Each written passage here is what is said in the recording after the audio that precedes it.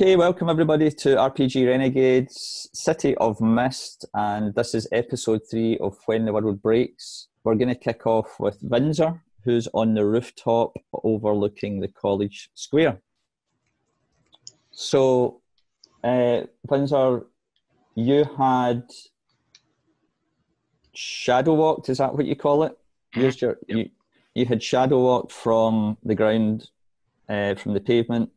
You had went up onto the rooftop and you were trying to get some kind of vantage point last time. Yeah. Was there anything as you're up there that you're particularly, I know you were looking just for a better point of view or a different perspective, but was there anything in particular that you had in mind, or are you just kind of scanning the area?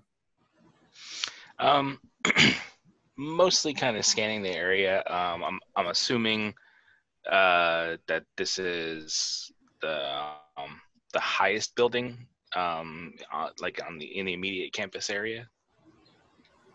I think about overlooking the courtyard. Sorry. Yeah, about level with the college building. So I think you were about 2 floors up, 2 stories up. Maybe the college has 3 stories, so you maybe aren't looking over the rooftop, but you can certainly see onto the roof of the college from where you are. Okay. So seeing that as like the highest point that I think it is, I slipped up there through the shadows to try and see if I can notice anything from across the way with like on any other buildings. If I had seen like anything out of place, like somebody like staking out and watching, like see if there's any other observers besides myself.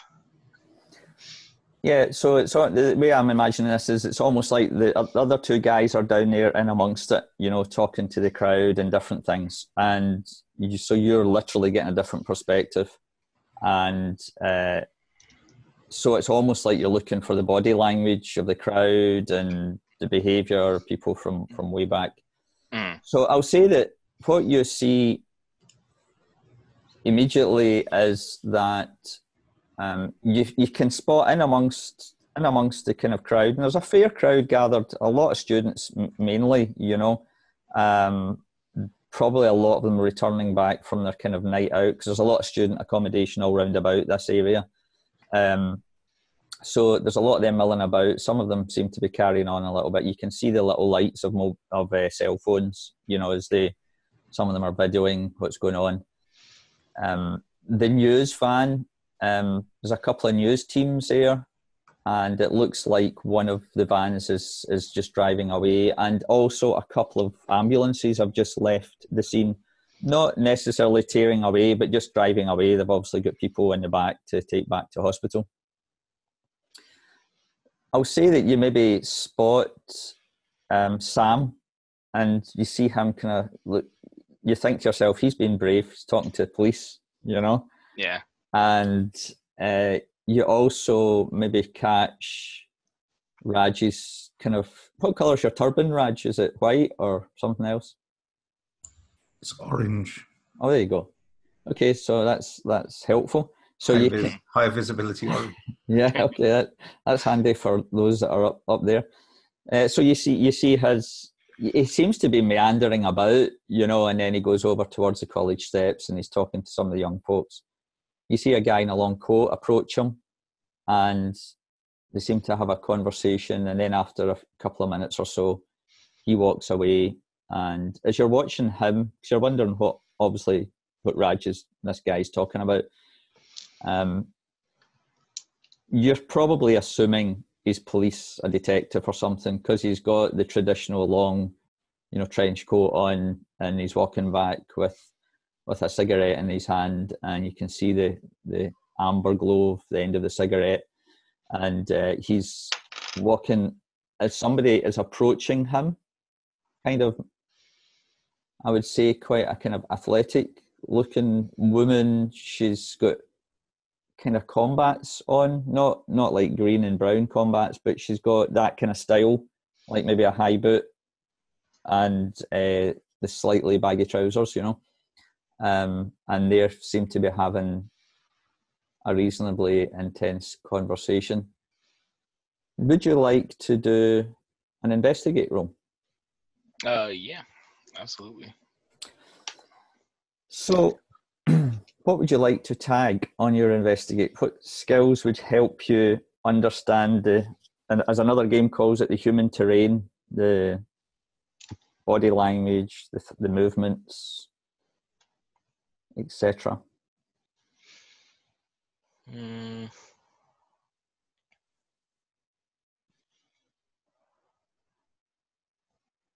Or you can just roll 2 dice, see what happens. Yeah, I think that's honestly the case. Because I don't really have any tags that would help me in that field. Okay. Yeah. So I think it's just going to be 2 dice. That'll be interesting. I'll tell you what, have you rolled? I'll give you a +1 because of your vantage point. I'll give you that. Okay. Yeah, I just don't see any other tags that I could add. That's absolutely fine. So with the +1, that would give me a 9. Okay, well, that's a success anyway, even without that. Okay, nothing really, you know, there's a lot of activity and there's nothing particularly strange or unusual. Apart from at the side of the building, there is a little bit of movement that you notice. Jeff, if you don't mind, could you pull up picture 1 for me if you've got it handy?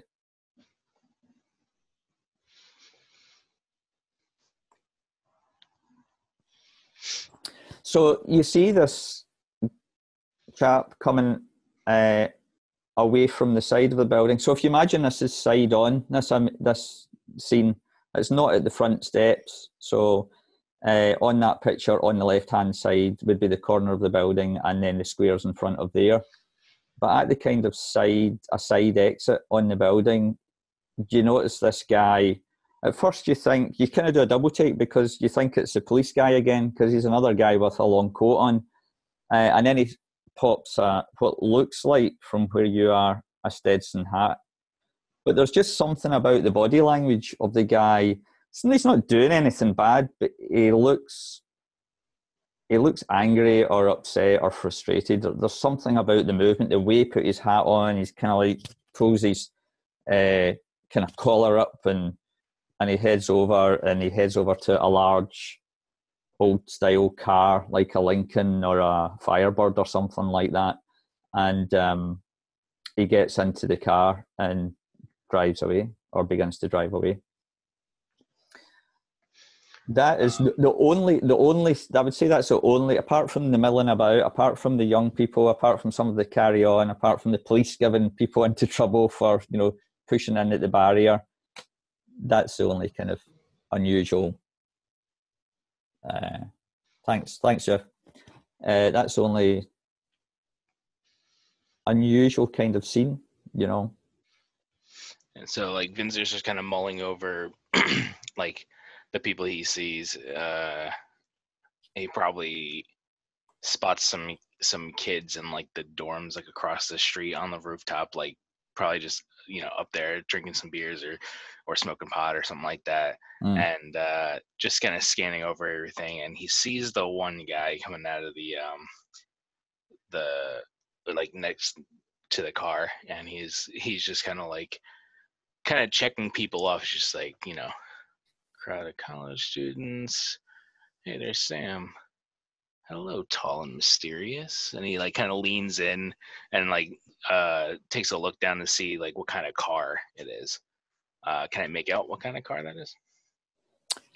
I think it is a Firebird, actually. Firebird? Yeah.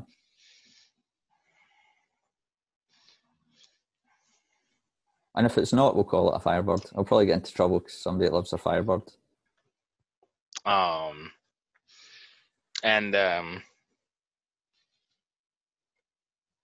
think, like, I'm pretty much checking it off at this point. Like, like I'm making a mental note of the guy getting into the car, and heading away, but probably not being able to see like, you know, a license plate or anything like that. Probably wouldn't even be able to really register it in my memory as quickly as it happens. But like I see myself getting ready to jump, like kind of slip back down and join up with Sam again. Yeah. And I see like and stop me if I'm pushing the boundaries No, of go it ahead. or anything, but like I hear one of the rooftop access doors like pop open, and it's like one of the campus security guards, like just kind of doing a sweep of the area. And when I hear that, I'm not, you know, to my knowledge, I'm the only person up here, so I kind of take a step back into like the shadow where I came from. And since he appears just like the black like shadow in nature with just the white eyes, I kind of like take a step back into it so you don't even see it except for just the eyes, and then I just close my eyes and wait for the security guard to come out and just kind of take a look around. Yeah, and that's literally what he does. You know, he kind of kicks about, has a look, walks around, and kind of looks about, and then decides, it's an opportunity for a cigarette break. You know, so he just stands exactly almost in the spot that you were standing. You know, puffing away. It's a little roll up. You know, a little kind of dowdy looking roll up, and he's puffing away and just checking it out, and then stubs it out, checks his watch, and away he goes back down the stairs. And you know, you kind of get the feeling it's extra hours for him tonight. He's probably got another 2 or 3 hours on his wage slip. You know. Yeah, as soon as I hear like the door click, he has like the one eye open just to kind of like peek to see if he's, you know, if he's still there. And then he like takes a look out. You can see like his head coming out of the shadow, almost. And he's like, "Oh, just another night, I guess." And he'll kind of slip back through and come back down, try and head back to the same direction that he came from. So let's do a little flashback for a moment. You know, you're kind of, it's almost reminds you of when you were young and you began to test out this power. You know, you began to move beyond. You used to, I think, maybe when you're younger, play with the shadows, you know, and move them about. But you realised after some time that you could actually walk in them. And so it was really brilliant for spying on people. You know, which is kind of, that's the feeling that you've got. You know, you've been up here on the roof and you're spying on everybody. Nobody, including that guard, knows you've been up here. Right. Take us just a little moment back in the day. What did you maybe do when you were younger? How did you discover you could actually move in the shadows? So I think it kind of started as like, if I ever got in trouble with my parents or something like that, and they'd be looking for me in the house, I'd be able to kind of pull that off where like, it's like a kid who thinks, you know, if he closes his eyes and he just just stays there, like nobody can see him, right? Like he puts his sunglasses on, maybe you can't see that kid, right? That's in their mind. And I think Vinzer probably had that same thing when he was a kid, and he would like hide like in a closet or something like that, and like, you know, his parents could hear me close the closet door, and I'd like hide in the back corner, and to the point where I'm like closing my eyes, and they'd open the door, and even turning on the light, because like the clothing and stuff like that casting the shadow was enough for me to stay like invisible, like while I was just holding myself there. And that kind of sort of made me start to think that I can do more with that. Over time, like doing that, hiding so many times from people that way, I feel like I probably would have used it around the time of like the school days, when like I'm like spying on like and trying to do like a little bit of like the gossip sort of thing with kids on the playground, you know, like or in the school halls, you know, being able to kind of to hide in one area, overhear somebody's conversation, and be able to pass the message along or something like that. And one time it just so happened to be like I felt like I fell through the shadow and I ended up in a different area of the school than I had intended. So like maybe I was listening and I was leaning a little too far and I felt myself just slip completely into it. Complete darkness all around, and I get up, just kind of like dust off my knees real quick, and I'm like just kind of wandering around in there, not knowing exactly where I'm going, and suddenly I'm in the teacher's faculty, and there's no teachers in there at the moment, but I can hear the door, like somebody coming to the doorway, and I hid in the corner behind the vending machine until the teacher came in, got her coffee, and left. So I like that, how you kind of just slipped down or into it by accident. And when you're in there, because I know we did your movement last time round, but when you're in there, can you see features, or are you aware of physical features, like buildings, doorways, corridors when you're in there? I know you said it was like complete black, so how's Vins are able to navigate that's the doorway, or do you literally just think of the location and move towards it? How does that work? I think it is kind of like what feels like mental projection, but I think like starting off like not knowing where he was and everything like that, he didn't understand how to get the lay of the land when he went in there, so to speak. But over time he started being able to kind of like pick out like the feeling of or excuse me, like the like a very, very dim like silhouette of objects and stuff like that, and they're just mostly basic shapes, like they don't really take full on detailed features or anything like that. But it's just enough for him to recognize the outline of like a doorway or crates or something like that he can kind of pinpoint where he thinks he's going to end up coming out. So there's always that element of chance or risk that you could potentially not come out at quite the right spot or area. Yeah. So I mean, he's 33 now, so he's been doing this for some time, to the point where like he usually gets it right, but there's always that chance that he's maybe slipped up and gone out the wrong door or something like that. Yeah. So say all of those thoughts just kind of ran through your mind when at that moment where you were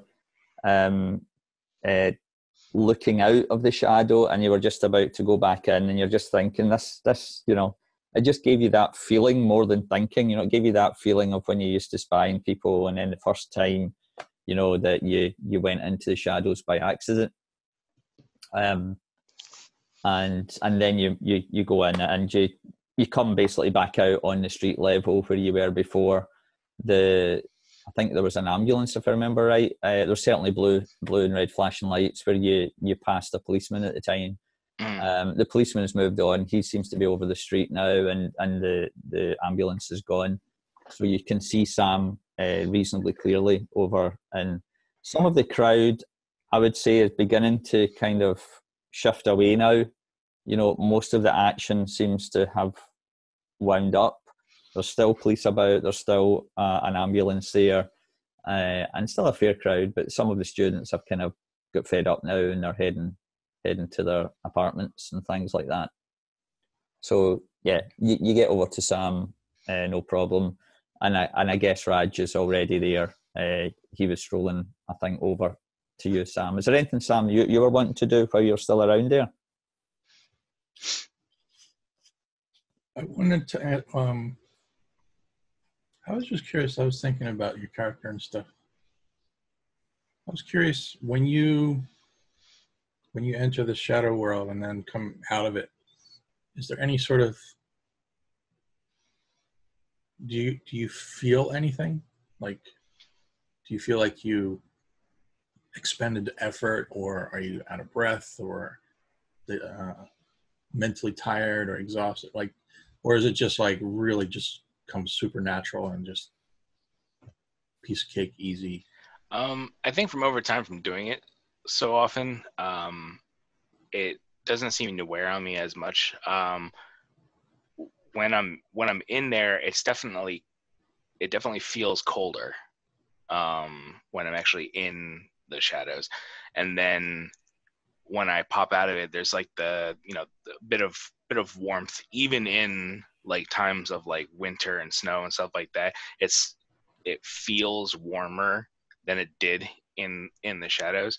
So there may be at times like maybe my unrifted form kind of gets a little flush just from the warmth of it.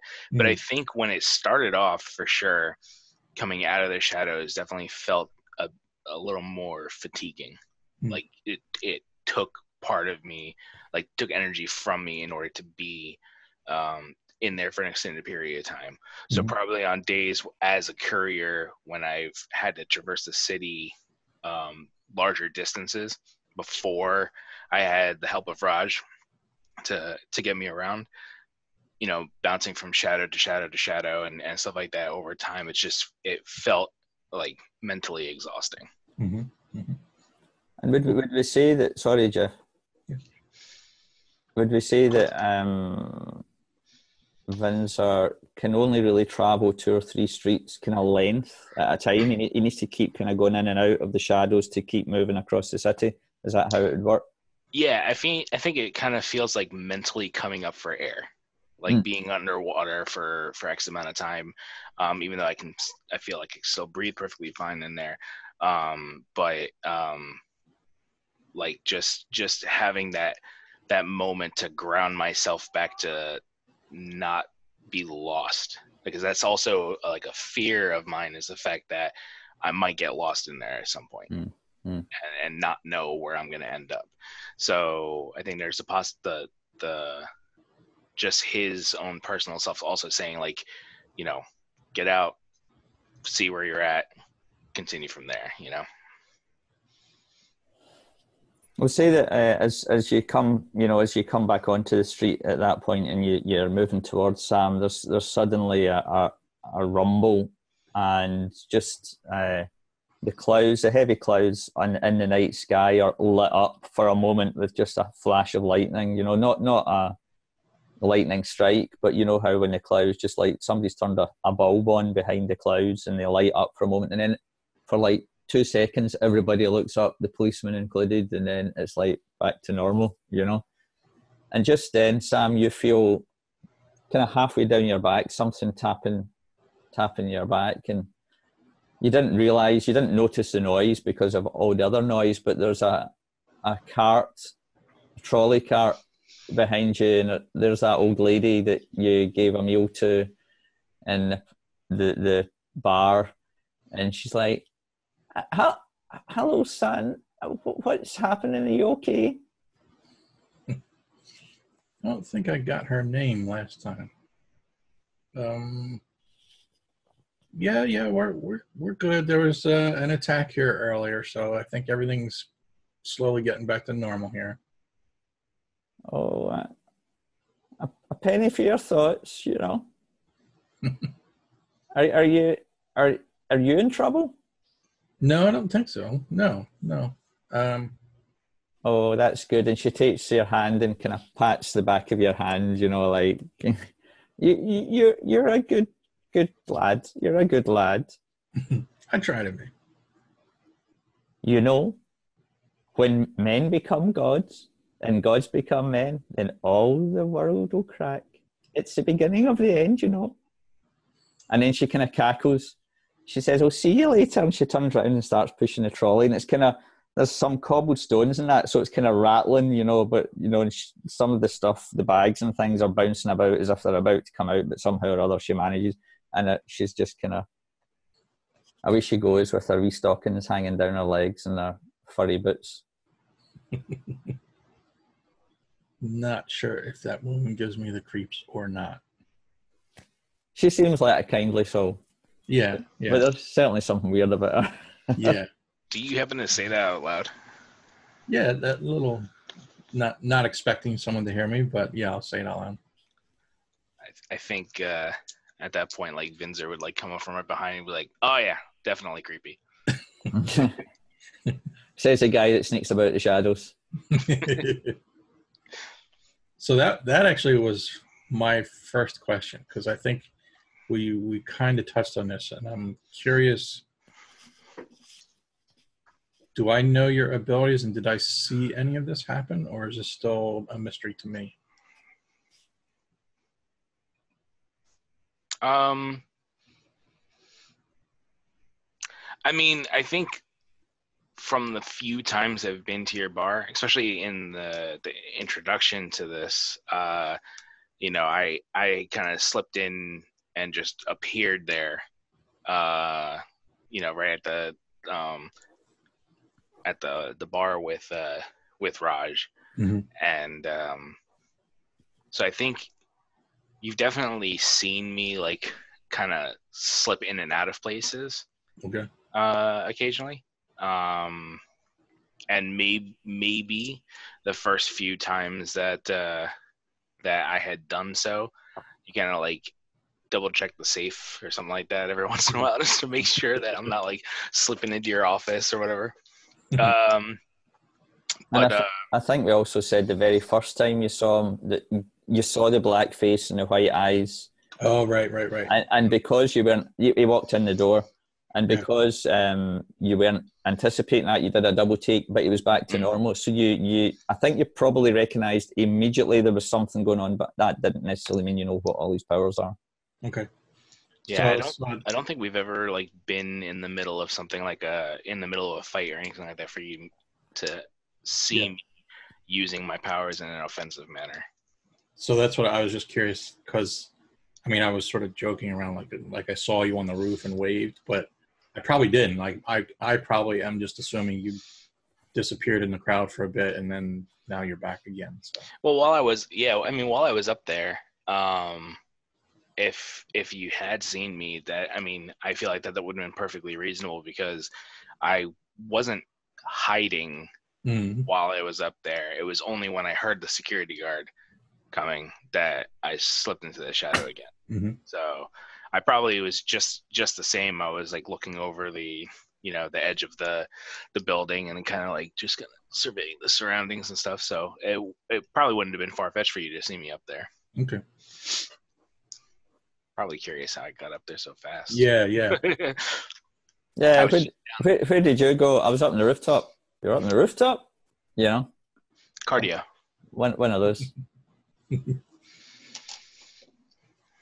So we'll say Raj is over with you guys just now as well. Any thoughts on what you want to do immediately?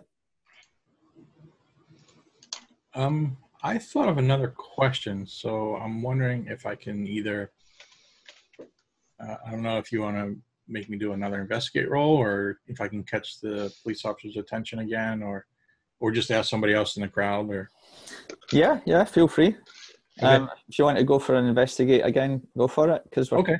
The scene's really kind of changed as well now. Things are petering out, the crowd's thinning down, and things are changing a little bit. It was just something I realized that I was like, oh, wait a minute, I'm not sure I know the answer to this. So you're actually pursuing the policeman, or is it the crowd, or anything in particular?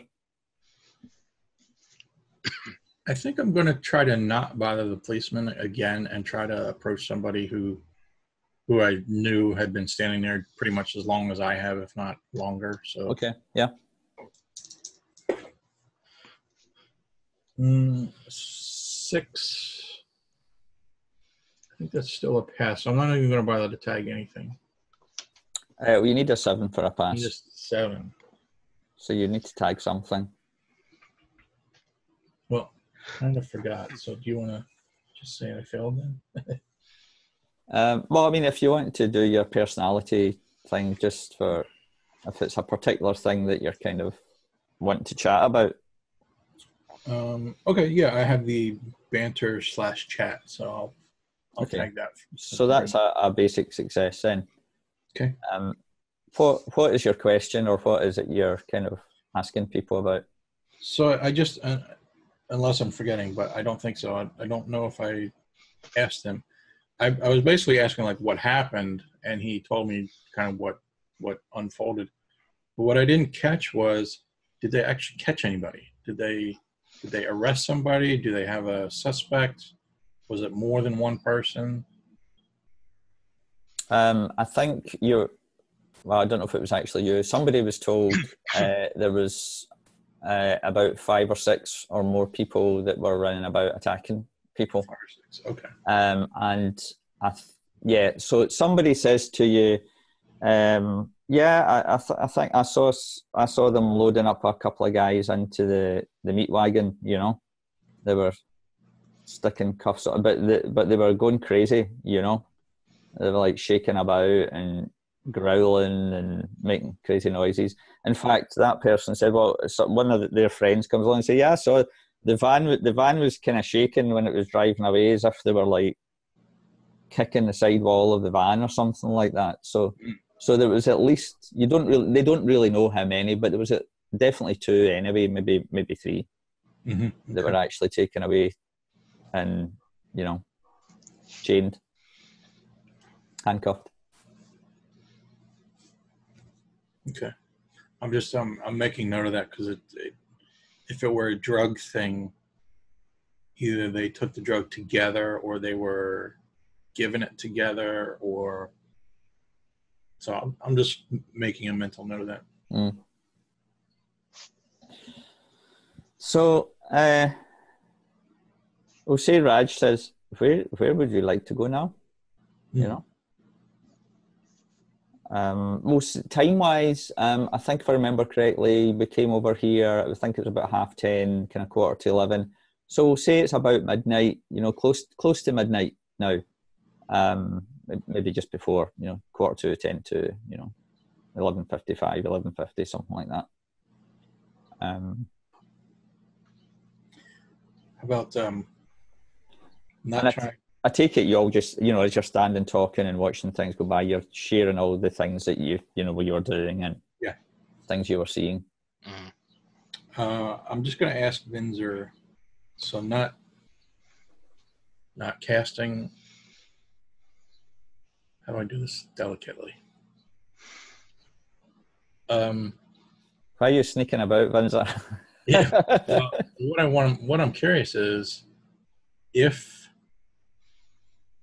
So Vinzer, the police officer told me, or I heard from Raj, that it's possible that these might be related to some sort of new designer drug or something like that. I was wondering, have you had any recent deliveries to the college campus lately or recently?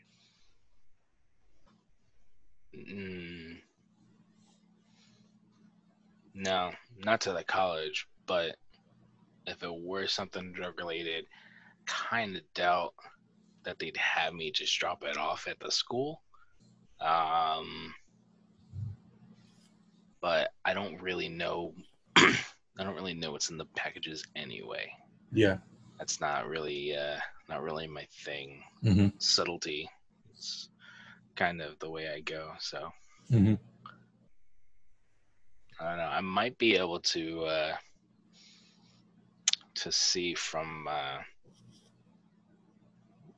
some connections I have that you know, if they heard anything about a new designer drug, because I imagine that if anybody was dealing with it, my people would likely be involved. I try not to get too much into it, Sam, but I'll see what I can find out. And I'd imagine, Vinzer, when you're contacting people and it's, you know, it's kind of like nicknames or kind of code names. You know, everybody's got a name. You know, like yours might be Vinzer, but it might be, you know, Sneak, in somebody else's, whatever, and that's the way, so that anything that's saved on your cell phone is anonymous. Yeah. But certainly you can easily send a message out to your network or whatever way you would want to do that, just to actually get some information. We'll say that. So what we'll say is, all of the scene with the winding down, it's kind of beginning to die a death. There's still a crew marking off stuff in terms of forensics. There's blood spill. I think we mentioned that last time and things. And the cleanup crews have started to arrive. So Raj offers to drop you guys off, or if you want to go back to the bar just now and maybe just talk things through or whatever you want to do. So you all jump in the cab and of course the lights are green, and you're approaching. You're kind of, I imagine, Sam, that there's a long street coming down past the bar, and that's the one that carries on towards the docks.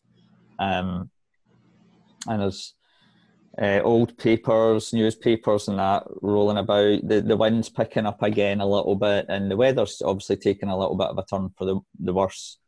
Very blowy, thundery sounding up there, and just heavy. That way where you can feel the weight of the thunder, or the weight in the atmosphere.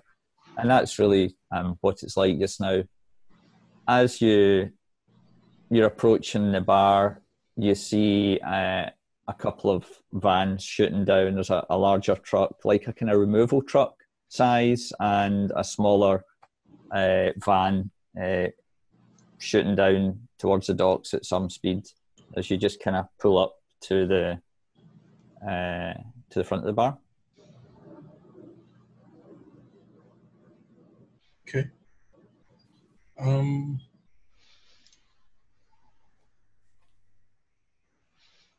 was just thinking, Vince, you said about that one character that caught your attention with the guy in that car.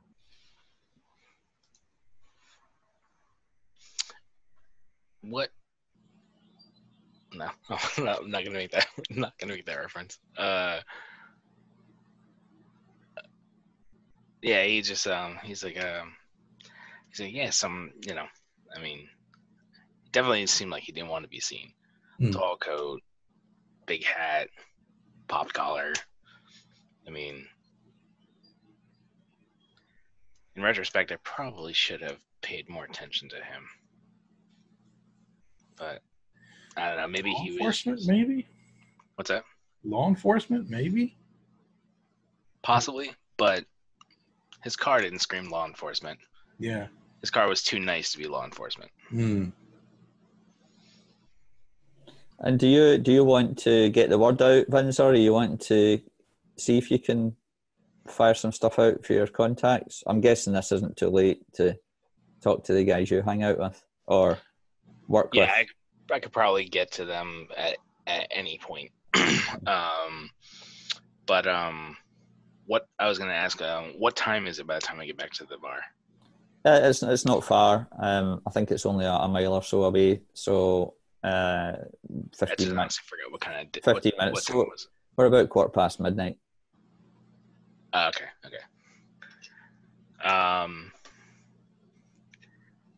So like he on the car ride there, he's like checking his phone and like trying to catch up with like any text messages or anything like that he's got from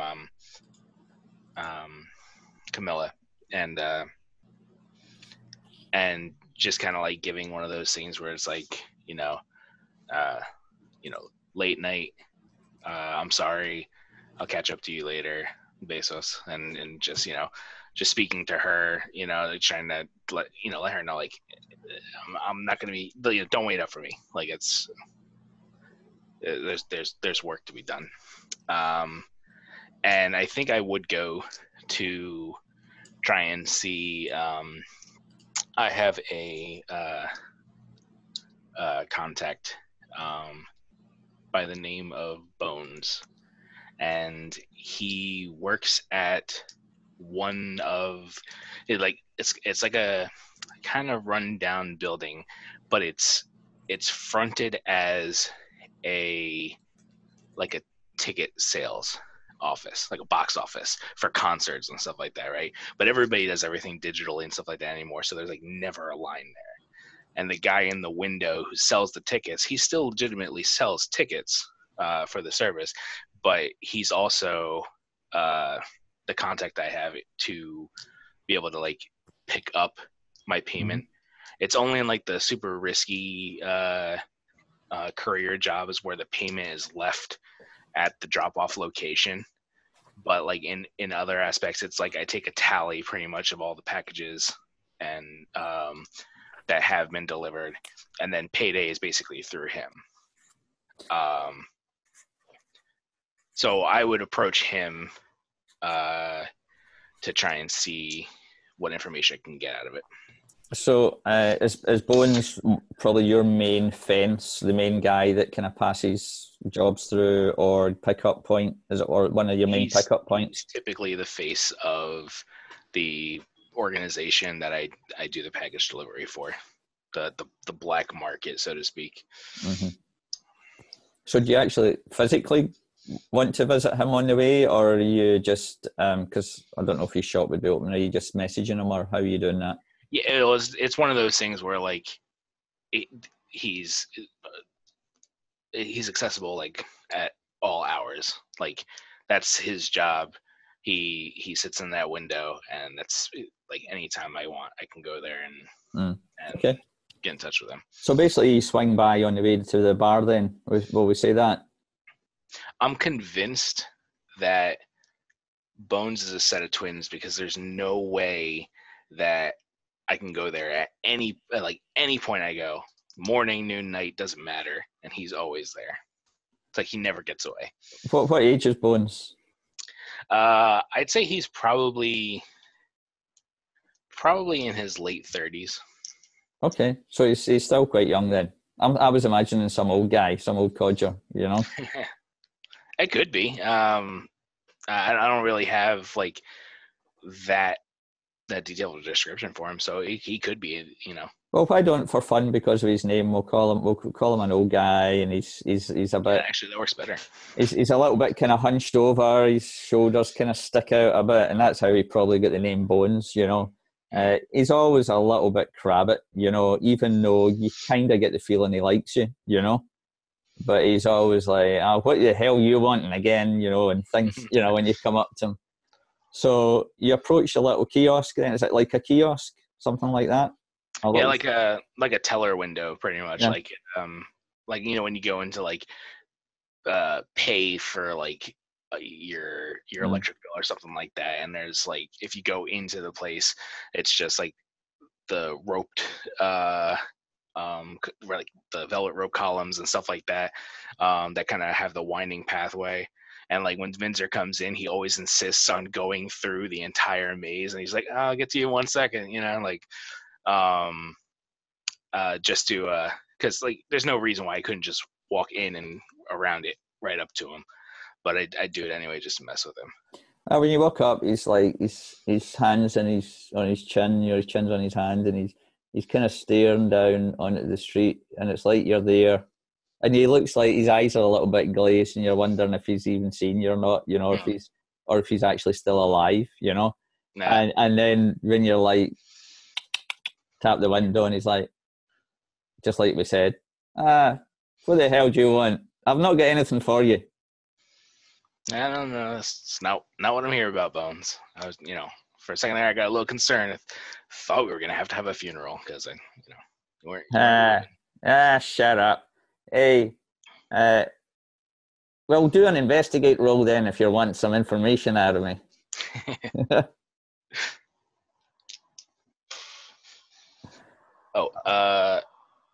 Underworld Connections. Yep, that's him. And that's probably gonna be it. Yeah, that's the only actual like tag. Well, I'll be generous. I'll give you another +1 because he's your regular contact. All right, and this, but they're not getting. Well,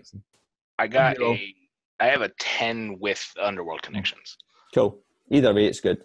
Okay. So, what is it you want to know? What old Bones? What is it he can tell you? All right, Bones. So here's the skinny. I need a little bit of information. You know I can't talk about contacts. I know you can't talk about contacts. I'm not asking you for any names. I just want to know if you've heard anything about any new designer drugs. Not for me. You know me, I'm clean. But something new. Yeah. Hell yeah. Guys have been talking about it.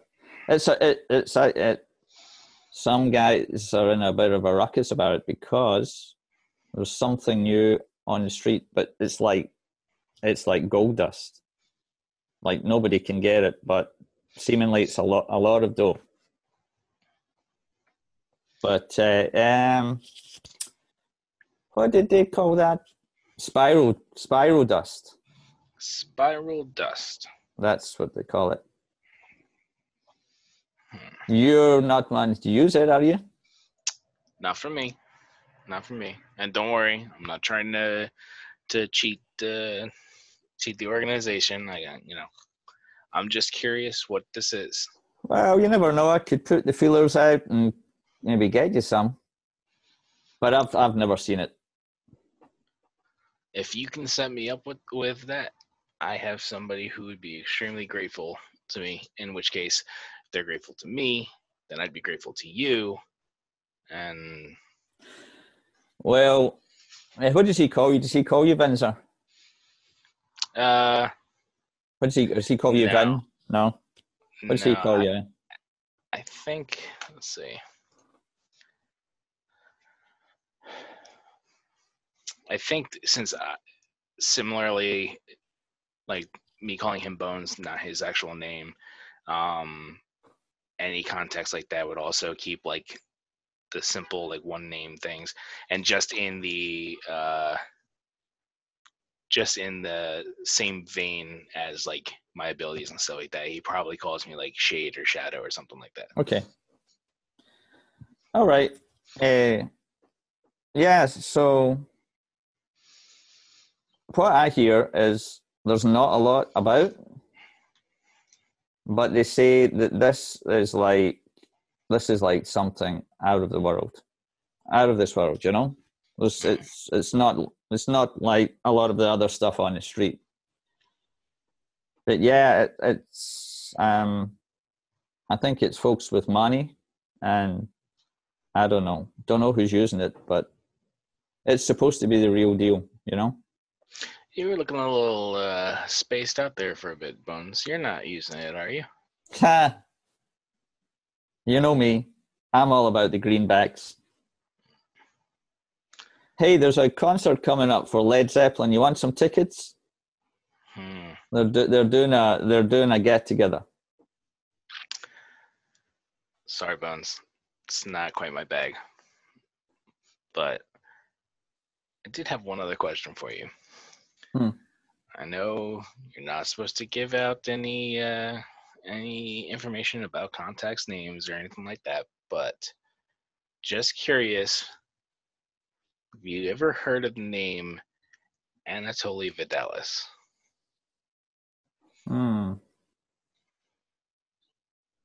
It's no. It sounds like one of those Eastern European families, you know. That it does.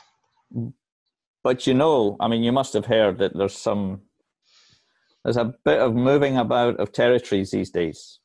Oh, I've heard. Yeah, so I think the Eastern Europeans are pushing their way into some areas. It just so happens to be in territory that I'm usually involved in, so it's the only reason why I ask. Just like to know who is trying to be my boss these days. So yeah, well, keep your nose to the ground and don't get involved with them. Not planning on it, but all right, Bones. Well, do your job and stay alive. Yeah, don't worry.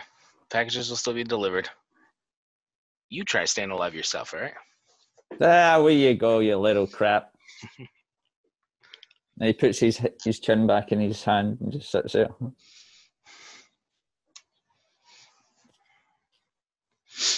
So yeah, he'll probably leave just with whatever information I got there and head back to Sam's bar. Okay, so you're at the bar, and are you going in the bar? What are you doing? Are you going in? Are you going to bed? What are you up to?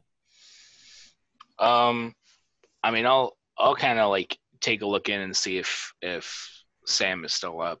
I don't know if he'll still be up and going, or if at this point he's, maybe going to sleep. It's not unreasonable for someone to be going to sleep.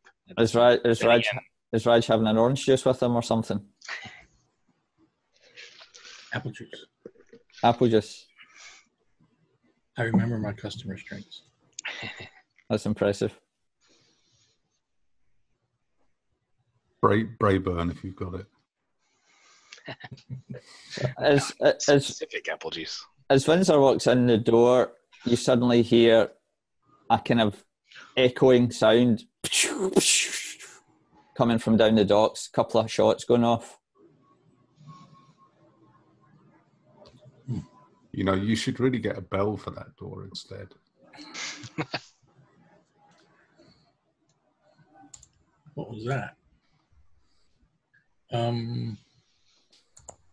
Close enough, I guess, to cause concern then, right? Like, or is this normal background city noise? You don't often hear it down at the docks. It's more of a workplace. It's not so much, that would be in other parts of the city. Maybe you hear another shot again, a third shot. Sounds like a pistol or something. What I meant to ask this earlier. Roughly what time of year? Is it like winter, spring, summer? I was just going to make it this kind of time of year. Okay. So we're in March, April. We'll say it's March. How's that? Early spring. Mm-hmm. How's this? I was stalling. More of an echo because it's way down the streets. But yeah, that's good.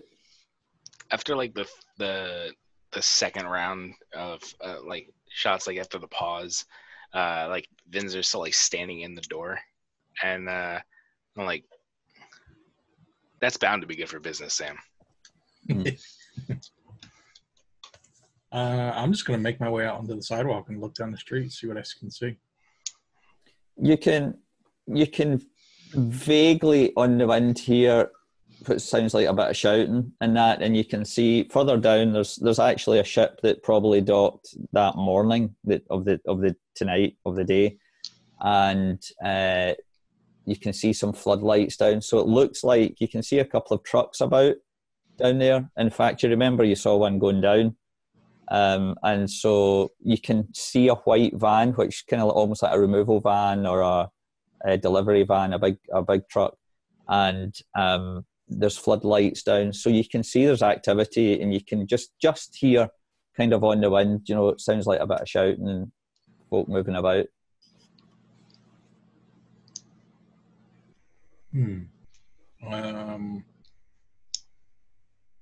I'll pop my head back into the bar. Assuming it's late now, Clancy's down at the end of the bar, head down, he's already asleep. I'll flash the lights on and off and say, all right, Clancy, last call, time to go, and kind of usher him out, and then turn to Raj and Vinzer and say, want to go investigate? Yeah, all right. Maybe Raj was hoping to go out and get a couple of fares or something, I don't know. Well, I was going to go and see if the late night pretzel stand was still open, but I mean, yeah. You buy those street pretzels? Is it like a? I like them. I mean, I'm from the Punjab. I grew up on street food, and it never did me any harm. Other than like all the like synchronicity and the teleporting on top of buildings, and never bothered you that they don't ever seem to have a bathroom nearby? Yeah, what do they do when they need to take a break? They're always parked near the curb, aren't they? like near a gutter. Right. Yeah, That's why you make friends with shop owners and things like that, you know. Yeah. You pop into, you know, I'm sure they pop into that merchant bank opposite and use their restroom in there. You know how generous merchant bankers are. You know, I mean, they're all basically like charities, aren't they? You know, actually, Raj, this might be a good time for me to ask you. I know your religion prevents you from the alcohol and stuff. What's your religion? What's your feelings on violence? Well, I mean, we have the right to defend ourselves, because I mean, my religion requires me to carry this, for example, and I pull a small decorative sword out from inside my coat, and just, you know, we're even allowed to carry those on planes. Mm. Yeah. Although it takes on average 4.5 hours to explain that to someone from the TSA, and then get them to check it with the State Department. So usually I don't. I just put it in my luggage with all my other swords. Is it? And my gun. Is it? And my arm burst. Is it purely decorative or is it functional as well? Oh, it's functional. Yeah, a lot of them aren't. A lot of them are decorative, but mine's functional. Cool. But we're only allowed to like use it in a real case, you know, to really genuinely defend ourselves. You can't just take it out and wave it at someone who won't pay their fare, which is unfortunate sometimes. Yes.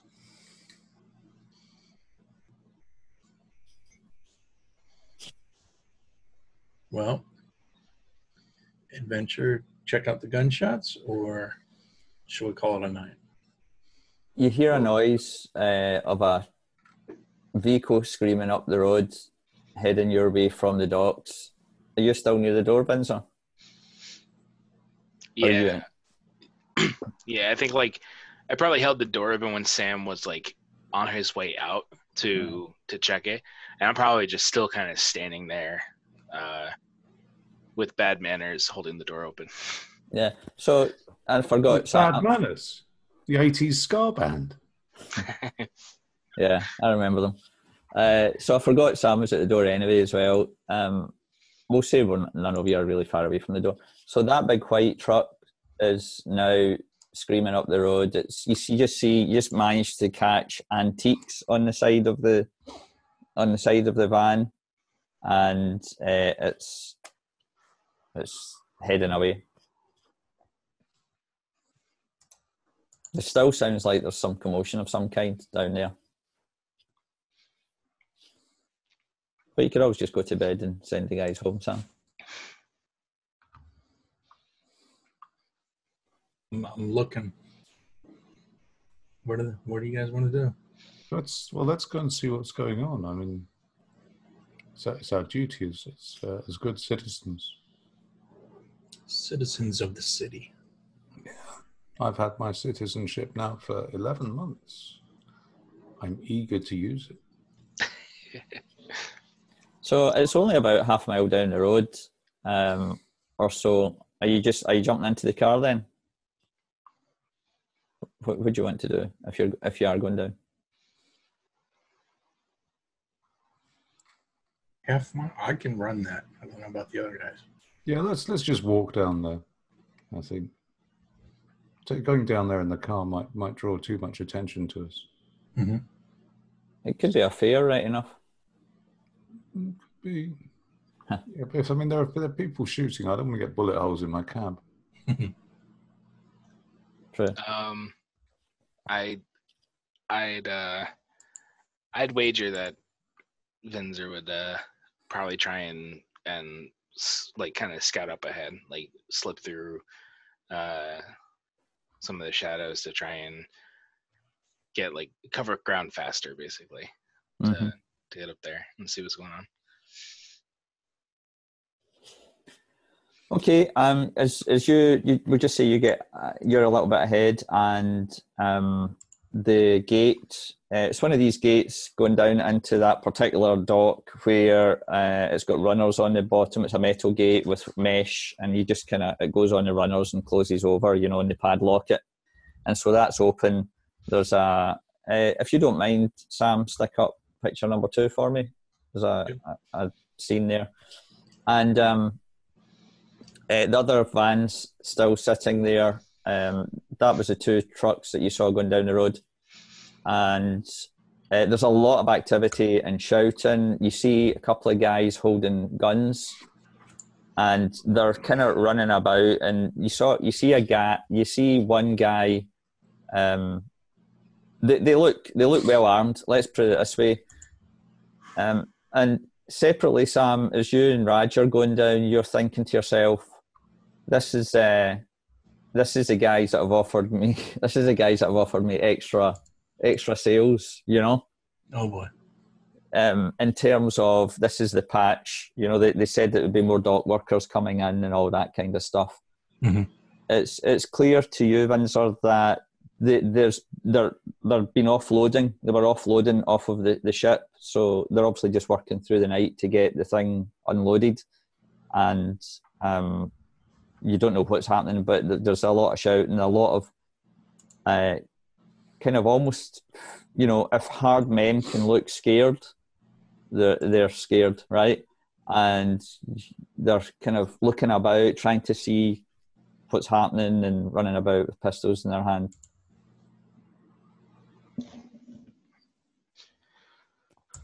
Okay.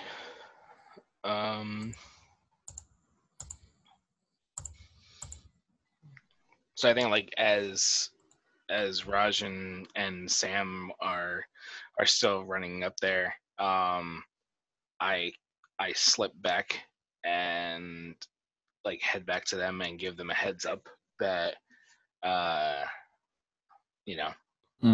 there are guns involved. Probably like I'd say from still using the shadows a bunch today so far, between work, going to the college, and then coming back here and still not having any time to rest, that he kind of offshoots it. So he comes back, but he's now trailing behind Raj and Sam a couple feet. So you're maybe it's almost as if you've been for a run and you're just a little bit out of puff, a little bit. Yeah.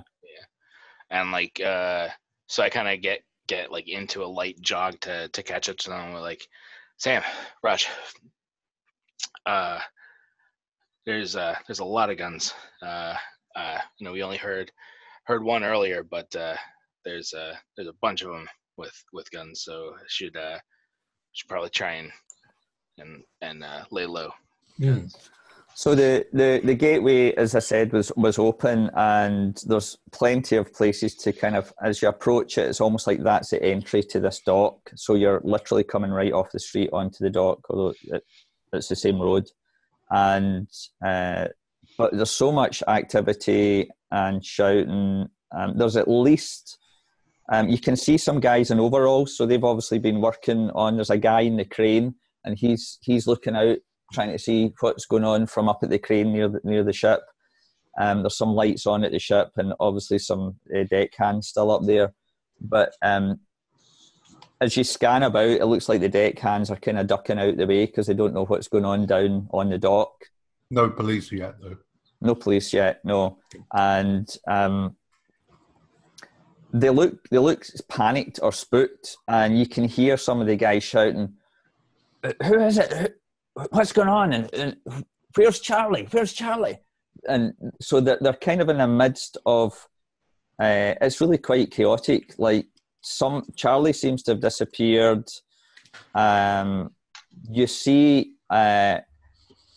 You see some oil line on the side, just towards the actual kind of warehouse doors, and you realise it's not oil; it's actually blood. that's on the pavement. It's like a pool of blood, but there's no person there. And one of the guys is over, but you see one dude with a Tommy gun, and he's holding it up in the air, and where's Charlie? Where's Charlie? Joe, are you there? And they're all, it's a kind of panic scenario. Oh, I think holding back and just watching what happens might be the safest option at this point, rather than thundering in. You see a dude with a hat, and we'll say it's the guy in that picture that we saw a minute ago in front of the van, and he's standing with his back to the warehouse doors as well. So obviously they were offloading, things were going into the warehouse, some things were getting loaded into vans, and that dude, he's got a big long kind of what do you call that, kind of woolen knitted, almost like a tweed, I can't remember what it is, but a big rough jacket on, and he's standing, and it's like something out of a horror flick where the person's standing and they're standing that way, and their body literally with the momentum is pulled back, and literally you see the guy, a shot look in his face, and he gets sucked into the shadow of the building. You might have seen something long, like very, very long fingers over his shoulder, but you don't know if you're imagining it because it's a bit freaky. The whole there's a lot of tension, in the atmosphere. And Windsor, when you see it, you all see it, when you see that, a cold chill goes down your spine, because he goes into the shadow like you feel you go into the shadow. It's not like you just can't see him and he's in, it's like he's gone somewhere, but with his eyes bulging out his head, and he didn't even get a chance to shout or scream. It's like, whoosh, and then the guy with the Tommy guns, like what the hell is that, Joe? And he just lets rip with the Tommy gun. How close are we to the nearest street light? We'll say that there's a street light just near you, but you're kind of standing in the shadow of it. And down the docks, there's lights kind of, every, few hundred yards. I might start walking towards the light, actually. I mean, I'm just an innocent passerby. Mm. And I might feel safer in the light, possibly. So I'm gonna go and start sort of hovering around, just on the edge of the light from the street light, just looking like I'm just passerby, just standing there, just like what's going on. Not trying to hide myself. I mean, down this end, apart from dock workers, there's no residential bit down here. It's all just kind of the warehouses on the dock side. So that yeah. But you see, I'm just some immigrant guy, and sure, I'm not really going to be noticed. I think that's the way I'm thinking of it. I mean, it might be that every single person who works on this dock is a Teamster or something. They're all in the same union. They've all known each other since they were like 18, and they're all going to go, "Who's that stranger over there?" But I don't know that. Not yet. It could backfire. I'm fully expecting it to. In my work development, there's actually a family who runs the Chinese food restaurant at the end of my complex, and the one of the older guys in the family, he usually takes a break and he comes over and he's just hands behind his back and he just kind of wanders over and he looks in our window at work all the time and just admires it, stands on the end of the sidewalk just looking around, and then goes back into the restaurant. Just making his day more interesting. Yeah. So I was just gonna say, like, seeing that the thing slipped into the shadows, and like I just kind of like lean over to Sam. I'm like, that wasn't me. Yeah, that was my first. Where's Windsor? He's lost it. I feel a little relief on that, knowing that it wasn't you. Just then, the guy with the Tommy gun turns round. He now looks terrified, and you realise when he's shouting at some of the other guys on the dock, one or two of them have started running. There's a couple of guys up your end that literally they just ran past you and they don't care. They're not even giving you a second look. They're running up the street. But the guy that turns around, he's shouting to a couple of other guys. You realise that across half of his face is blood splatter, like from when he was facing that direction, and his eyes are bulging. He's not sure what to do. Oh dear. Just then you hear a screech sound, kind of almost bird-like, but horrible sound. And I will give you, or I'll get Jeff to give us a picture. It is, let me check. Oh, in fact, I don't know if you've got that one. I'll do the share. Hopefully I'll do a share. Just give me a moment.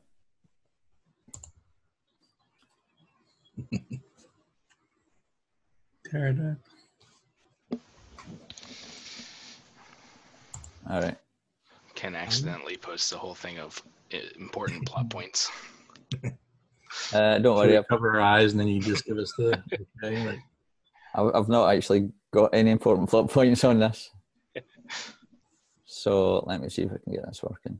I'll just say while you're doing that, I'm Yeah. not about ready to run into machine gun fire and creatures.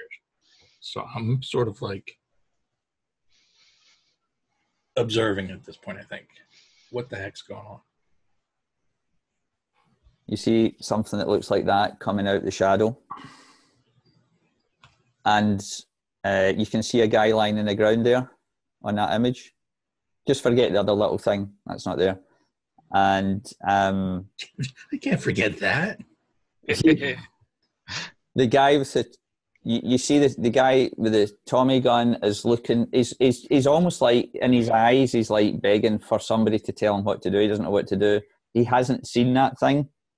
And you don't see any legs or anything like that. So literally you just see the kind of torso coming out of the shadow, and the thing's claws go right into his neck, and pull him back, and it goes back into the shadow. And you just, as it goes into the shadow, you see a spray of dark fluid flying out and splattering across the ground. I hope you sleep well tonight, children. Sanity roll. I was just, you said that and I was just reaching for the D10.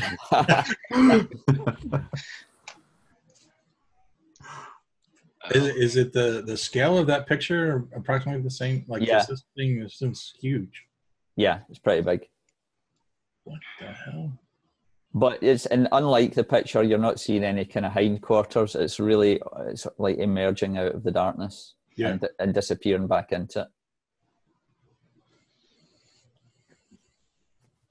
I've been around shadows all my life, and this is freaking me the hell out. I would say, kind of instinctively, Vinzer, you, from the way it's doing what it's doing, you know that it is traveling like you travel. That was one of the things I was thinking about when that thing pulled the one guy into the shadows, like us being kind of hunched in this corner where there is like darkness, like behind like the little barricade or something like that they were hiding behind. I almost felt like I like kind of peeked in and like poked my head in to see if I could see like in that general direction, see if I could see any movement. But I'm like not fully in. It's like almost like the halfway transition, so it just kind of throws me off. So basically, not in far enough that you're going to get your head ripped off, but close enough to have a look. Yeah, like sticking my head into a an open manhole, like just kind of like looking around. But okay, I'll say that you do, and you see it literally consume this guy, you know, and it's got these kind of feathers and appendages that come out its elbows. It's very kind of skinny. It's big, but it's kind of skinny in a horrible way. And you can see its skin. You can see feathers coming out the side of its neck and the face, and it's almost owl-like, you know, with the beak. And you hear a crunch, and the guy's just like, you know, splatter around. And at that, in the dark place, you see it going into the dark as if it's disappearing or traveling elsewhere, and that space, it's gone. The fear, the horrible, horrific chill. It's you know how you talk about it being cold in here. It was like frigid. In fact, when you looked in, you could see your breath. It's so cold, and you could see its breath. You know, you could see some kind of mist around its mouth and that. But when it's gone, it's immediately like 2 or 3 degrees warmer. You know that it's gone. It's not in that place now, physically, around the dock, around where you are. And you come back out, and these guys are still kind of freaking out. And some of them are jumping into cars. Some of them getting into the van and they're driving off. They're just freaking out. I think that that with that, even though Sam isn't like knowing that Sam doesn't know much about how like I operate with the shadows, I still probably would like. I think Vince would like grab Sam's shoulder and be like, oh, shit, Sam, whatever that thing is, it's in there. I can't go back in there. And like he like visibly honestly afraid to work with the shadow at this point, like to be able to go in, like unable to like bring himself to. I think it would be realistic to say that Vinzar might not shadow walk tomorrow, you know, or tonight. Definitely not tonight. Yeah. I want to correct something I just said, because there was something else going on as well. There's I don't know what you call these trucks. Do you know these trucks that are just open backed and they basically just put loads on them? You know, like it could come from your garden depot or whatever it is that you call it, and you know, they load stuff. So one of these kind of load trucks, and there's a big green container, just one of these big metal green containers you would have off a ship, and the guys, there are a couple of guys that have bolted. They've come your direction. They're getting out of the way. But you hear further down the dock somebody shouting, we need to move the container, we need to move the container. And there's the thing was in the middle of being loaded, and he's shouting at the guy on the crane to move the container onto the back of the truck. So that's further back, that's a bit further down the dock, but it's obviously come off the ship earlier and they were in the midst of unloading, etc.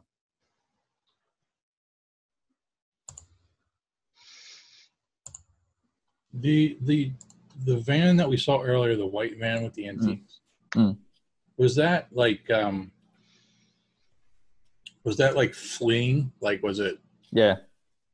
It's safe to say it was trying to get away, basically. Yeah, it looks like. I'll just say that you could, you know, maybe the shutter. It's got, you know, a half and half shutter on the back, yeah. so the tailgate's closed. But they hadn't shut the back of the shutter properly, and you could just see crates. So they'd obviously loaded up, and then something kicked off, and these guys just were like, they didn't, you know, they were getting out of there, the drivers.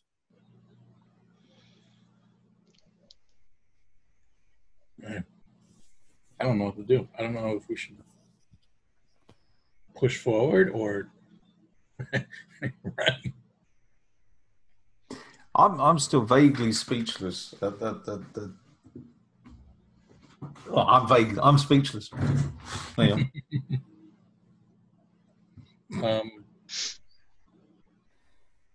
Raj, give me with your mystical side of you, give me a change the game roll. Change the game roll. Yeah.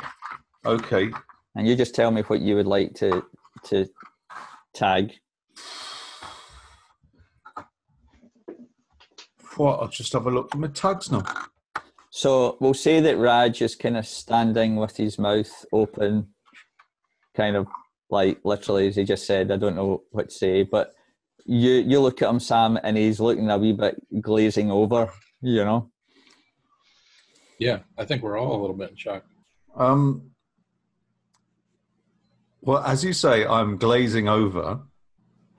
And if I'm kind of in shock as well, Mm-hmm. and the weakness to it is no conscious control, and it's changed the game, I think I'm going to go for reality warping at this point. What are you gonna warp? Or do you want to leave that as a surprise? Yeah, but I think it's a reaction to the fact that there's something in the shadows and everything around me is dark. Yeah. So that's probably some sort of reaction to it. I would quite like everything to be quite bright and light, but how that's going to happen, I have no idea. Because it's all happening subconsciously at this point. So, what are you tagging on it when you roll? Reality warping. Just the one? Anything else? No, just that one. I won't like pair it with tear time and tear space and time because that could all get. What have you got? Any knowledge-based stuff?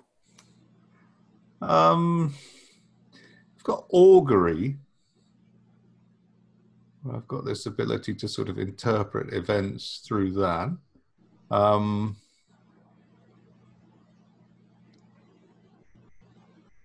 Have you got synchronicity? Is that one of them? Synchronicity is also one, yes.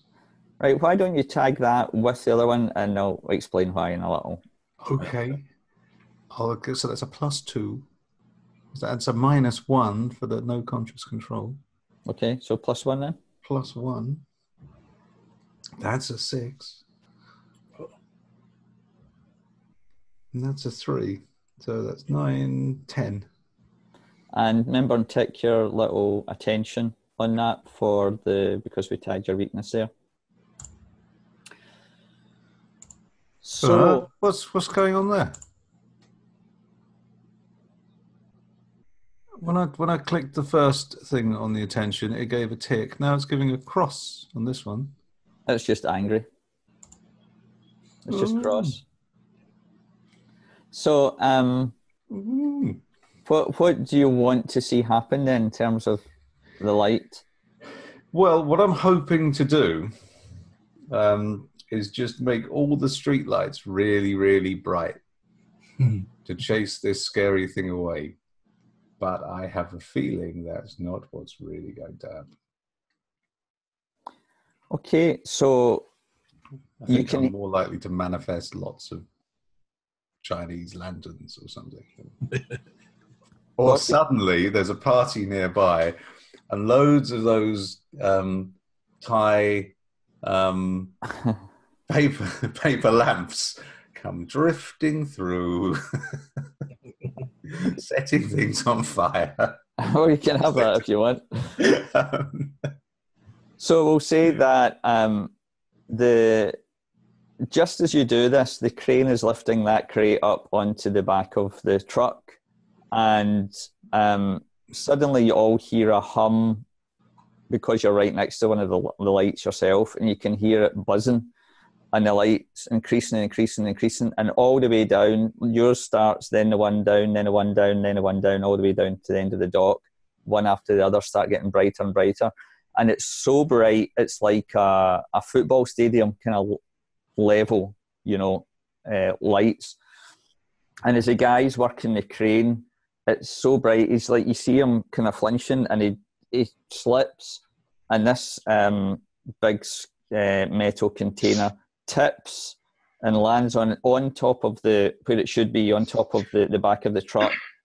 And you hear screaming, and the door ruptures, and people fall out of the container, and the light gets brighter and brighter, and literally it could be midday right now. It is so bright on the dock, and you realise that green metal container is full of people, and they're falling out and they're screaming, and there's men and women, and there's a couple of kids, and they start fleeing down the dock towards where you are, and then suddenly it's so bright, all the lights just start blowing all the way down the docks.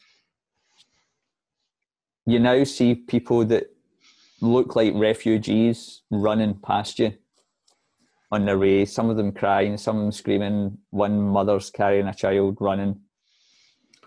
Is it possible to distinguish their ethnicity, or are they from a variety of... They look Eastern European. Okay. They're getting out of there. The place is in even more chaos than it was, if it could be. And you know, you see a couple of the dock, not the dock workers, a couple of the gang people chasing some of the folk and trying to grab a hold of them, but they've kind of like, it's almost like, what's the point? They've just lost. You think there's probably about 15 to 20 people running away. They've maybe got a hold of one or two of them. Sam, do you want to do anything here? I'm not liking that.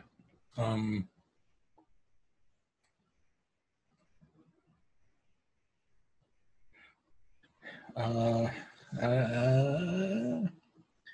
it time to bring out the bow and arrow?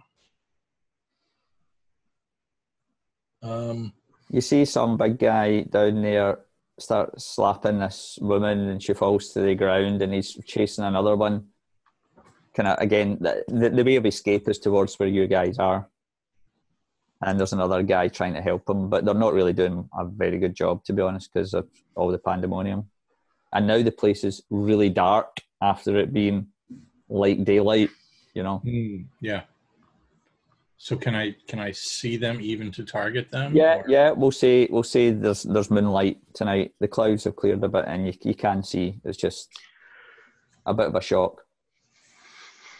Okay. I don't like the fact that they're trying to catch the refugees again. So I'm going to not take a lethal shot, but I'm going to try to like aim for their feet, and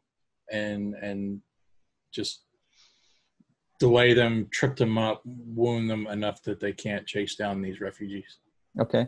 So let's say there's 3 altogether, right? There's 2 guys trying to deal with it, and there's 1 guy kind of behind, but he's kind of back up. He's not really got a hold of anybody yet. So there's 3 guys. So go ahead and hit them with all you've got then. Okay. And if you do well in here, potentially you can actually affect more than 1. Okay. So I'll tag accuracy. Yep. And I think that's it.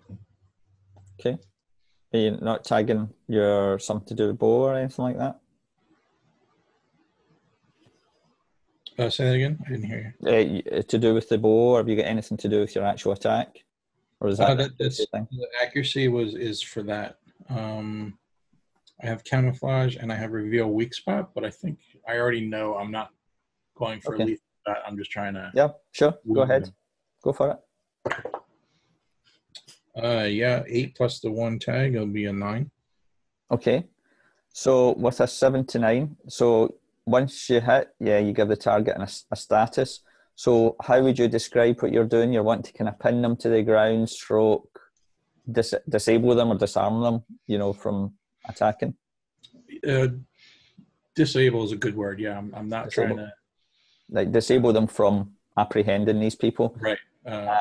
But you can also pick one of the following. You take cover and have a superior position, or you get them good and get many of them, +1 tier.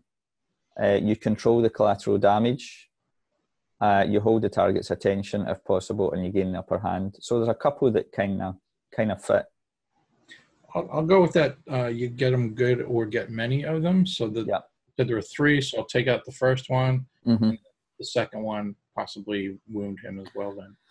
So is it like you're almost doing like a volley to distract them from what they're doing, or to pin them in, if you like? Is that, or you kind of literally shooting them to the ground? You know. I think the first guy, I definitely shot him in the foot. Okay. So he's like wounded at least. Yeah, he's screaming out in pain and trying to see what happens with that arrow. Tell us what it looks like, and what happens when it actually goes into his foot. Does it stay there? Can he see this thing in his foot, or is he just in agony? I didn't really think that far ahead. I'm thinking it's mystical. Mm-hmm. So it has all the effects of an actual arrow, but it's just not there. You can see it, but he can't. Yeah, and then after a certain amount of, maybe it's only a few seconds or so, it just fades away and just leaves whatever damage an actual arrow would do. Yeah. Okay, cool. And then maybe for my second shot, it was more of a warning that I shot it just in front of him. Yep. To ricochet off the ground so he would see something or hear it or whatever to let him know. Yep. You better stop. I mean, you could say when you fire the bow, that there's maybe an element where you have a sense of control of the arrow. So maybe if you want that guy to see it, I don't see why it would be unrealistic for you to be able to distract somebody with an arrow rather than actually hit them with the arrow, you know? They might just see sparks on the ground, or whatever however you want to imagine that would manifest. Okay, and because you've literally got the first two guys, then the third guy, who looks a wee bit younger than the other two, it's almost like he's maybe one of the lower down, one of the young team, he's suddenly like, what am I supposed to do? Because he's looking at these guys. The first guy's screaming like, what the hell? And he's looking at his foot to find out, is there a bullet hole? Has he been stabbed? He doesn't understand what's going on, So these couple of people and the kid that's there, I think, tear away, and they're out of there. Cool.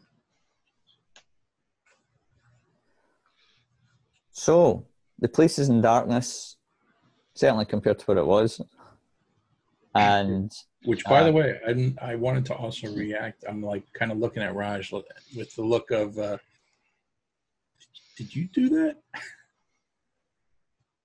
Well, I think I did. I'm not entirely sure. I think I did that, but kind of 75% sure I did that. I'm quite new to this. I wasn't trying to do that. I just but I did want it to be bright. I just sort of zoned out for a bit, really, and everything went haywire.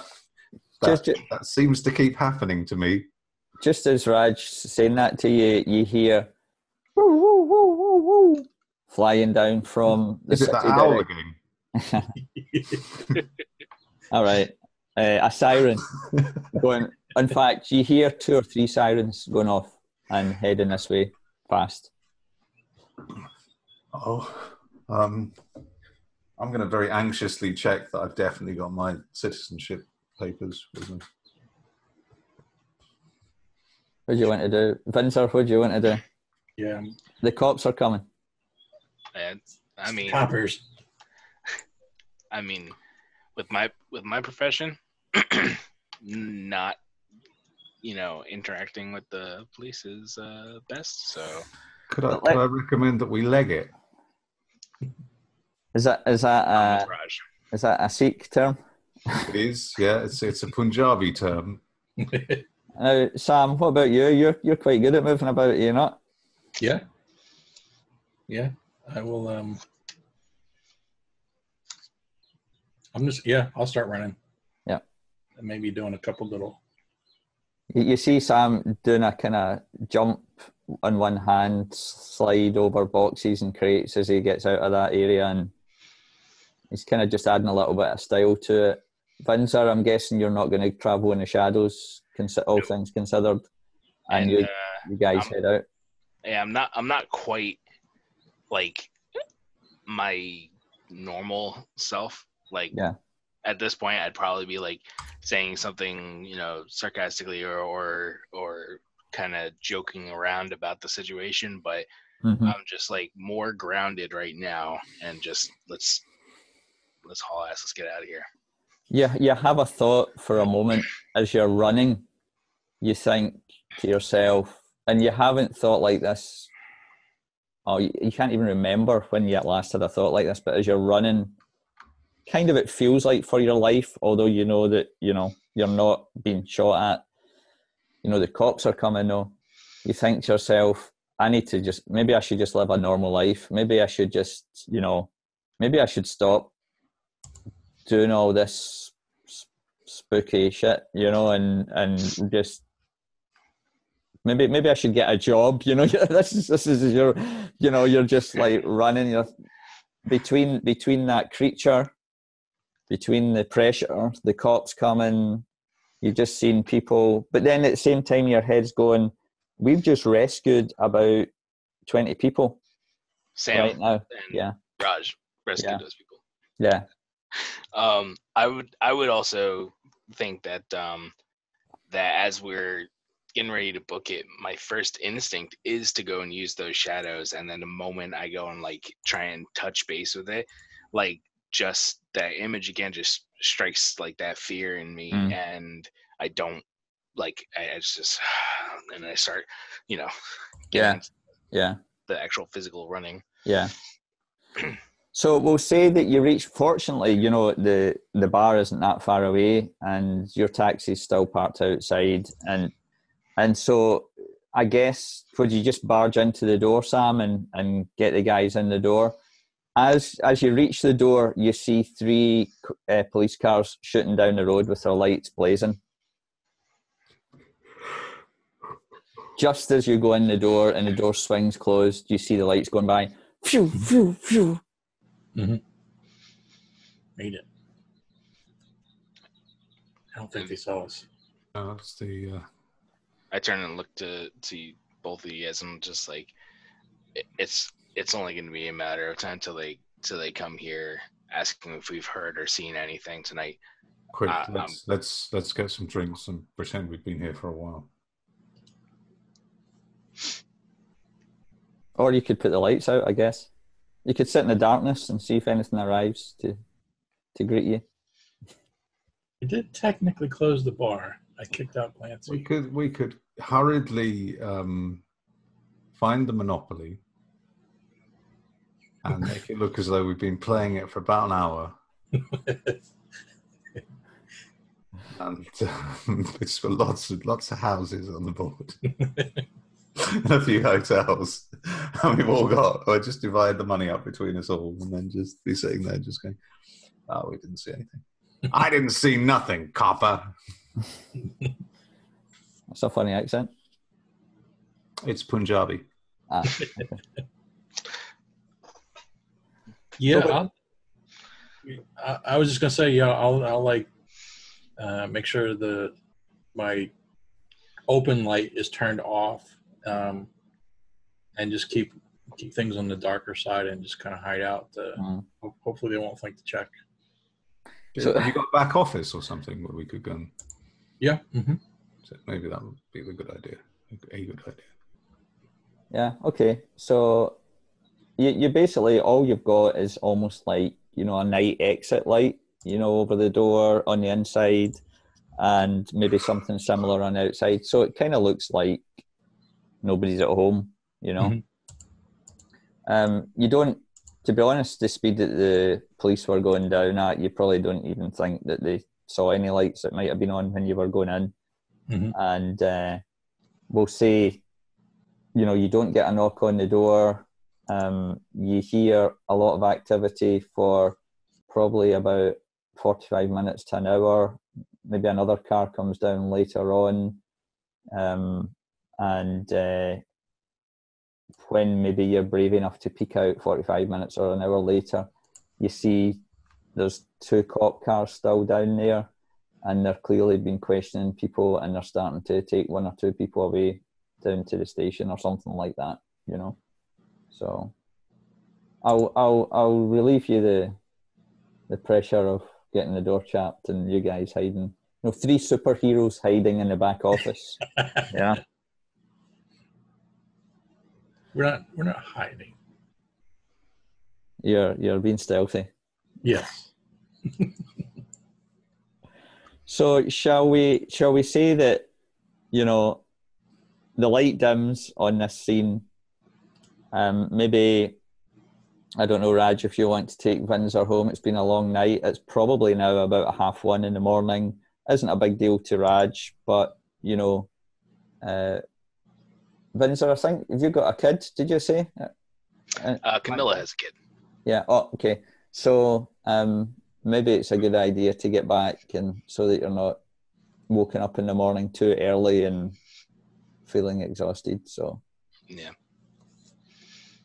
let's just say there's no weird activity apart from just the odd rumble of thunder. No weird activity except for the stuff that we just witnessed. Yeah.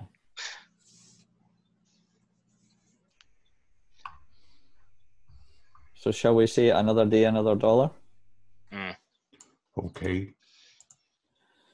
So let's just kind of close this bit up, I think, if that's all right with you guys. So Raj, you drop Windsor off, right? Is that what you're doing, guys? Yeah. Yeah. Yeah, I would have gotten a ride from Raj at this point. And as you head back, Raj, you're thinking to yourself, you have not made any money at all this shift, which is unlike, not quite often your shifts can... Oh, I'm going to have to mug a student. So... Again. Maybe... I think that, probably with this, Vin's are feeling off about, the events that had just happened. He probably does, reach into his wallet to actually pay Raj for this ride home. Oh, no, I couldn't. Yeah, go on. Yeah. $18. Because we had to go downtown. There's a turnaround fee for that. Well, you've actually, you took him to the square at the college, back from the square, so that's actually a bargain this night, So maybe you try and catch a little fare just as you head home. You think you're just going to call it quits. There's not much to tonight, and some guy in a suit steps out of a bar and flags you down, and he's had a few drinks and he's obviously quite chatty as they often are, and he seems quite posh. And he's forgotten what hotel he's staying in. But then that you have that funny little knack of helping people remember things, and he tells you where he's going, and he says, he's actually in town for an auction, and he says, oh, have you ever been to an auction? Oh, I went to one of those. What do you call it? Those storage locker auctions once, but I didn't win anything. It kind of laughs. It kind of laughs when you say that. Storage locker. No, he says I'm talking about a real auction. Have you ever been to a real auction? Antiques, but works of art and that objet d'art and so forth. No, I haven't. Oh, you should do it. So you seem like a cultured chap for a taxi driver. I do. Yeah, sometimes on my day off, I'll watch episodes of. Have you ever heard of Lovejoy? He says no. I can't say I have. Oh, it's a very it's a classic British television series. British.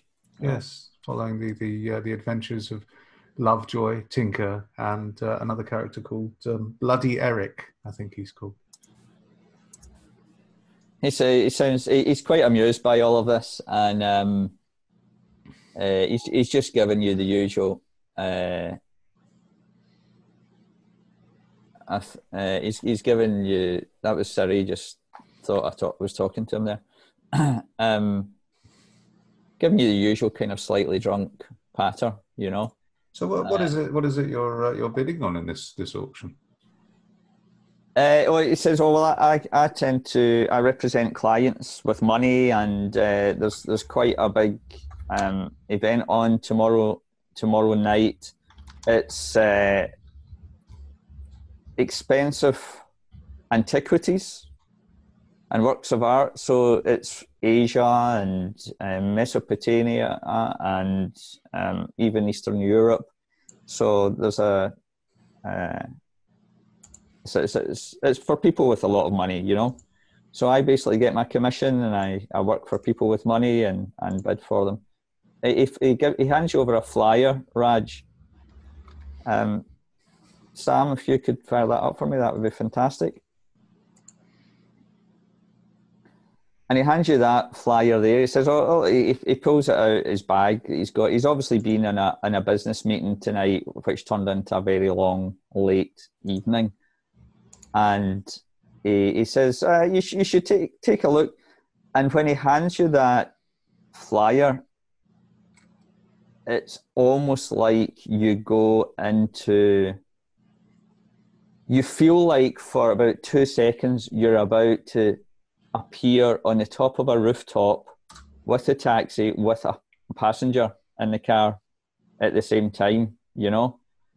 And there's something inside you kind of is able to restrain it and hold it back from going into zone. And you see the kind of gold mask on the bottom left-hand side and the figure with the wide eyes.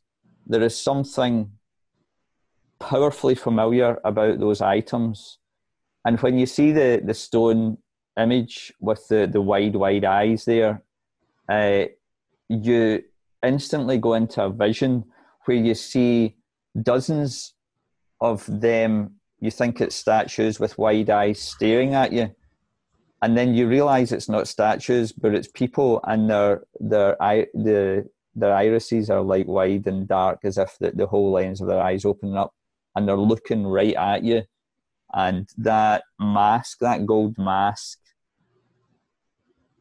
almost it's standing out of that flyer. It's standing out of the page so powerfully. It's almost as if it's speaking to you or pulling you in or zoning you in. And then you kind of come back to yourself, and you're back in the room, as they say, back in the taxi. When did you say this auction was? Oh, it's tomorrow night. Tomorrow night. Tomorrow night. Is it open to the public? Yes. But usually, you know, the items in this one are so expensive that, you know, usually certain people. But, you know, people like to come and watch. You know, people that enjoy the auctions. I must say, I'm very interested in ancient history. Well, you should come along. Would you mind if I kept this? Sure. Thank you. If you come along, I'll maybe buy you a drink after. Sure. Well, sorry, I've forgotten your name. Charles. So he pulls out. He's fumbling about and he starts dropping stuff in the back of the cab, and he pulls out a card, a little business card, and basically it's, you know, a buyer and seller. And he gives you his card, and he says, "Once I've made my commission, I'll buy you a drink if you show up." Well, I mean, that's very kind of you. Thank you. So he staggers out the car at the front of the hotel, and away he goes. And that feeling has kind of left you a little bit now, but it's almost like still buzzing, you know. Well, now that he's out of the cab and I'm parked for a moment, can I have just have a flip through the catalogue to see if I can find the picture of that statue? Well, we'll say that's just a flyer, or do you want it to be the catalogue? No, if it's just a flyer, then that's yeah. No problem. But I think it's got the address and all the info where the city auction house is, Classic Auction House, I think it's called, and so you know exactly where to go, and you remember passing it now, but you've never really been there, you know. Well, I don't like the idea of taking a night off straight after that night where I haven't really earned anything, but maybe I could just work late afterwards. On the flip side of the flyer, it says, you know, free drink with this flyer. You know, drink. They're doing a kind of introductory drink just before the auction, and it starts at 8 p.m. I'm going to tuck that into the. I don't know what it's called. Visor. I think is that what it's called? Right. Yeah. I'll tuck it into that. I've never known the name for that thing. It's just the thing, you know. Yeah. Sun shield thing. But, I'm sorry. I sound like I've got dementia. I've just never thought of a name for that thing. So I'll pop that down and stick the thing in it, where that's where I keep my bills things. Yeah. And flip that back up, and I shall resolve that tomorrow evening I'm going to go along to that. Mm-hmm. I'll have to dig out one of my. Have to dig out some sort of decent clothing. I think I've still got. You realise the guy's giving you about a $10 or $12 tip, so that was quite handy too.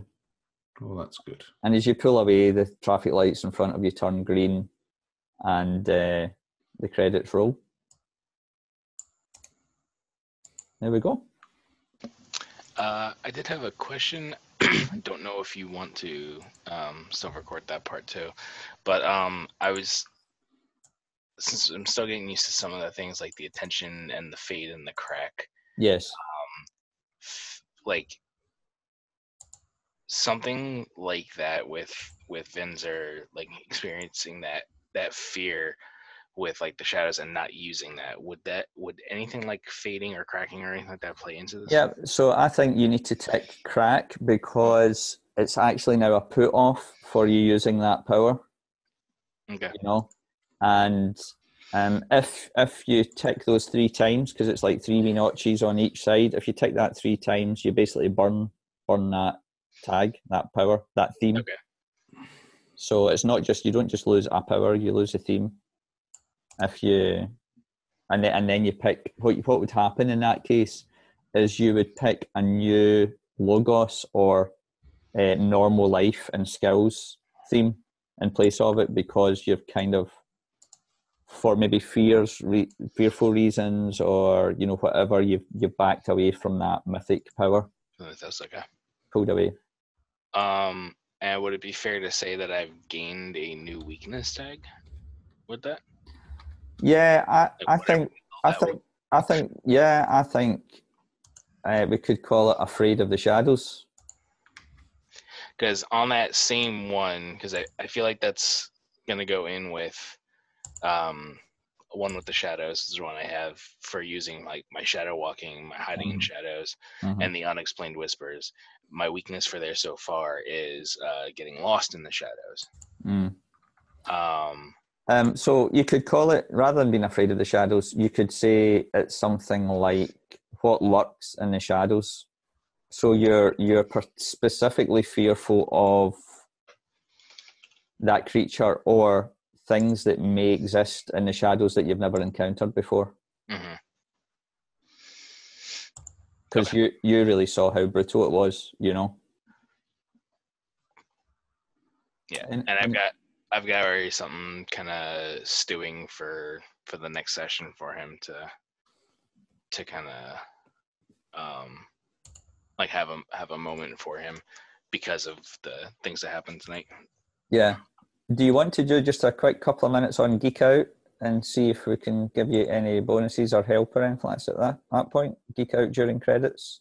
So that's is that okay? You want to do that?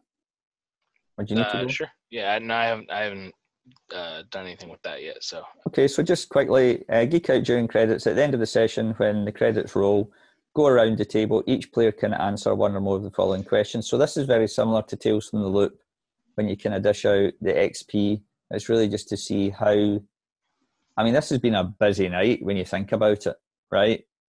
Everything that's happened in the one evening. So how has the crew grown this session? So recover a burnt crew power tag or mark attention on a crew theme. Well, that's not going to affect, but we could maybe mark attention on anything that's not been marked in terms of your skills you've used. Secondly, what character has had the most meaningful interaction with your character this session? And then you can gain a help or hurt point. Okay? So that is like a bonus when you're helping each other or do some skill or task. And then lastly, which of your themes is under the most strain? Well, that's what we've just been discussing for you, Chris, for Windsor. You know, obviously the shadow walking is under some strain just now. If it collapses, what new aspect will show up in its place? So that's not going to happen, but we've already added a weakness, a new weakness. So why don't, who wants to go first? No one. No one wants to go first. No one wants to go first, ever. What about this? The middle question is quite an interesting one. What character had the most meaningful interaction with your character? Have you guys, you have been kind of doing your own kind of individual things, especially at the College Square, but what about down at the docks? Has anybody really specifically helped each other get there or anything like that? Well, yeah, I think Sam sort of pulled my arse out of the fire after I caused a massive accident. And all those people came tumbling out of the container. Oh, I thought you meant you had another kind of accident. I thought maybe when you were scared. No. No, I didn't soil myself. That's I was brought up to believe that if one soils oneself, one should always hold up one's hand and say, "Pardon me, but I appear to have soiled myself." It's much like the Billy Connolly thing about if you've got an itchy arse, you should be allowed to just shout out very loudly, "My arse is incredibly itchy," and then everyone will look away while you scratch your arse. Okay.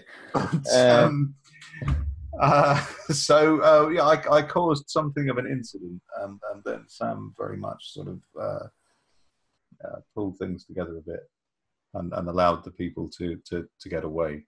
Okay, so I was just a bit zoned out, so I kind of have at least an appreciation for that, I think. Yeah, why don't you take a note at Sam, at Sam's name, put a wee note down and just say one help. So that's one help point. You feel like Sam's helped you, and it means that you can help him back in return, Okay.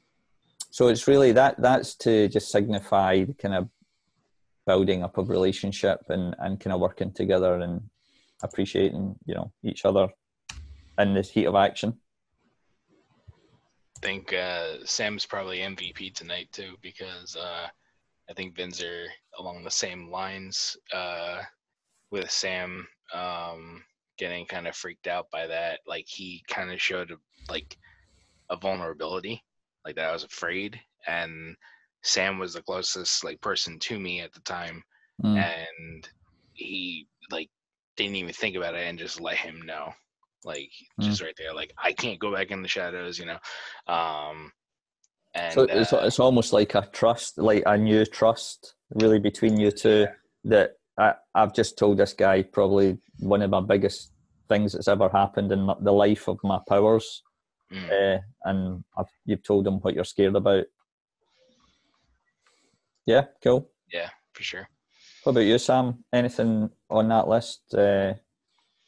Yeah, the one that's sticking out to me is how the crew has grown. Mm-hmm. And I know we haven't really talked about having a crew tag yet, but I think now we're starting to form one.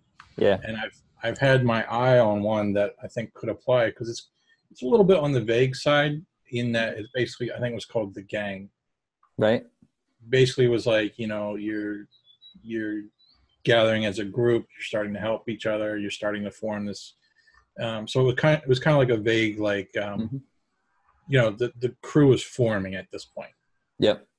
So I don't think it applies whether or not, it doesn't, we don't have it yet for to mark attention, but I think maybe it would be a good point where we can start to introduce it.